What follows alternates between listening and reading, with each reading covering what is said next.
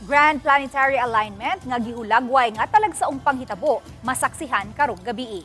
Matod sa DOST PAGASA, nagsugod kini niadtung Pebrero 21, apan karong alas 6:30 sa gabii, Pebrero 28, dungan gayud nga makita sa kalangitan ang pito ka mga planets, gawas lang kung may bagang dag-om.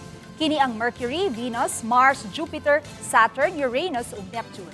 Labing dali nga makita sa atong mga mata ang Venus tungod kay hilabihan kini kahayag.